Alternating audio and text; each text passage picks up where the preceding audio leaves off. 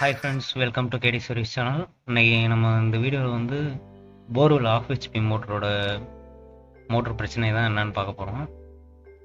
முதல்ல டெஸ்ட்லாம் போட்டுக்கிறேன். டெஸ்ட்லாம் போட்டுட்டு செக் பண்ணி பார்ப்போம். முதல்ல ஃபஸ்ட்டு வந்து ஸ்டார்டிங்க்கும் ரன்னிங்க்கும் வைக்கிறேன். இப்போ வந்து டெஸ்ட் லேம்ப் வந்து எரியல, ஸ்டார்டிங்க்கும் ரன்னிங்க்கும் வைக்கும் போது. இப்போ வந்து ரன்னிங்க்கும் காமனுக்கும் வைக்கிறேன். ரன்னிங்க்கும் காமனுக்கும் வச்சுருக்கேன், எரியுது. காமன் வந்து இப்போ வந்து ஸ்டார்டிங் வந்து கட் ஆகிடுச்சு லீடு, அதாவது ஒரு கம்பி மட்டும் எங்கேயாவது கட் ஆகிருந்திருக்கும், அதனால் இந்த மாதிரி ஒரு சைடு மட்டும் வருது. அது என்னன்னு பார்த்துடலாம். இப்போ மோட்ரு பார்த்தீங்கன்னா இது வந்து எல்லாமே நடுவில் வந்து எதுவுமே நட்டு கிடையாது. ஸ்ட்ரைட்டாக மேலேருந்து கீழே வரைக்கும் எல்லாத்தையும் பாட்டாக அப்படியே வச்சு அசம்பிள் பண்ணி ஒரே பட்டையில் வந்து அப்படியே டைரெக்டாக எல்லாமே லூப் ஆகிருக்கும். இப்போ கழட்டினோம்னா எல்லாம் அக்கக்கா வந்துடும். அந்த மாதிரி டைப் இது.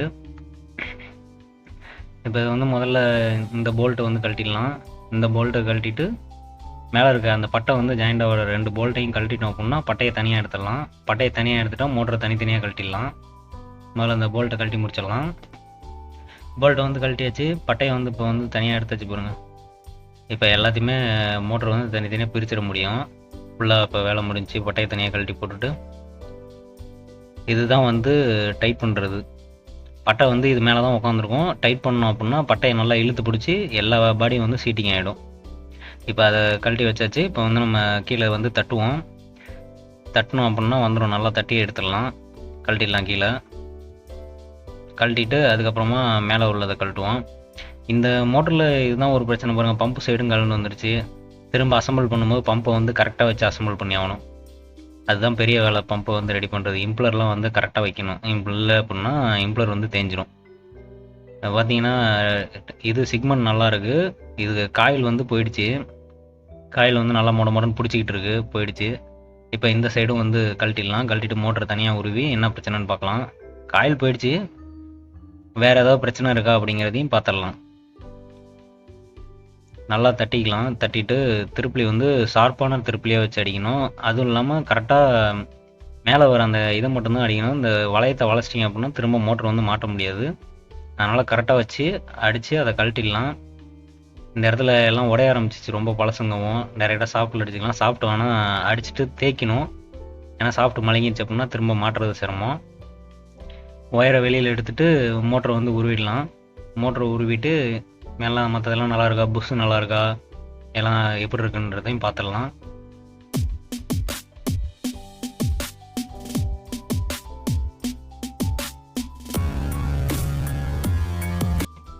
வைண்டிங் வந்து சுத்தமாக போயிடுச்சு, வைண்டிங் பண்ணி தான் ஆகணும். புஷ்ஷு அதேமாதிரி, புஷ்ஷும் வந்து ஃபால்ட்டு தான். புஷ்ஷும் போயிடுச்சு. ரெண்டாவது ரோட்டர் பார்த்தீங்கன்னா ரோட்டரும் காலி. இப்போ புது மோட்டரை பொறுத்த வரைக்கும் நீர்மூழ்கி மோட்டர் எடுத்தீங்க அப்படின்னா எப்படி எடுக்கணுங்கிறத நான் இந்த வீடியோவில் சொல்கிறேன். இதை பார்த்தீங்கன்னா ரோட்டர் பாருங்கள் எப்படி ஆயிடுச்சுன்னு. இது வந்து அலுமினியம் ரோட்ரு. எப்போவுமே நீர்மூழ்கி மோட்டர் எடுத்தீங்கன்னா காப்பர் ரோட்டருன்னு சொல்லி கேட்டு வாங்குங்க. அலுமினியம் ரோட்டரோட அது ஒரு 1000 ரூபா கூட வரும்னு வச்சுக்கோங்க. அவ்வளோதான். மோட்ரு ரேட்டு ஒரு 1000 ரூபா கூட வரும். ஆனால் எப்போ வாங்கினாலும் நீர்மூழ்கி மோட்டருன்னு எடுத்தாலே காப்பர் ரோட்டர் மட்டும் கேட்டு வாங்குங்க. இல்லைனா அலுமினியம் ரோட்டர் வாங்கினீங்கன்னா நாளடைவில் இந்த மாதிரி தான் ஆகிடும். அதுக்கப்புறம் நீங்கள் இதை காப்பர் ரோட்டராக மாற்றணும்னா அது ரோட்டரோட சைஸ்க்கு ஏற்ற மாதிரி ரேட் வந்து டிஃப்ரெண்ட் ஆகும்.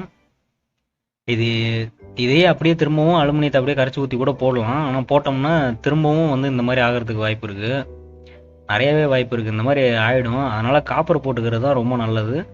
எப்போ நீர்மூழ்கி மோட்டர் வாங்கினாலும் காப்பர் ரோட்டர்னு சொல்லி கேட்டு வாங்குங்க. காப்பர் ரோட்டர் வாங்கினீங்கன்னா மட்டும்தான் லைஃப் வரும். இல்லைனா இந்த மாதிரி இடையில வந்து செலவு வைக்கும். இப்போ இந்த ரோட்டர் பிரச்சனையால தான் வைண்டிங்கும் போயிருக்கு, புஷ்ஷும் போயிருக்கு. ரெண்டுமே போனது இந்த ரோட்டர்னால தான். இல்லை அப்படின்னா மோட்டர் இன்னும் ஓடிக்கிட்டு தான் இருந்திருக்கும், காப்பர் ரோட்டராக இருந்திருந்தா. இனிமேல் புது மோட்ரு, ஓப்பன் வெல், நீர்மூழ்கி, போர்வெல் எது வாங்கினீங்கன்னாலுமே காப்பர் ரோட்டரு கேட்டு வாங்குங்க. பெட்டர், அதான் நல்ல லைஃப் வரும். சரி, ஓகே ஃப்ரெண்ட்ஸ், நெக்ஸ்ட் வீடியோவில் மீட் பண்ணுவோம். உங்களுக்கு ஏதாவது டவுட் இருந்துச்சுன்னா மெசேஜ் பண்ணுங்கள், கமெண்ட் பண்ணுங்கள். இன்ஸ்டாகிராமில் ஐடி ஓப்பன் பண்ணிட்டேன். நான் சீக்கிரமாக இன்ஸ்டாகிராம்லையும் வீடியோ போடுறேன், அதையும் ஃபாலோ பண்ணிங்க ஃப்ரெண்ட்ஸ். ஓகே ஃப்ரெண்ட்ஸ், பாய்.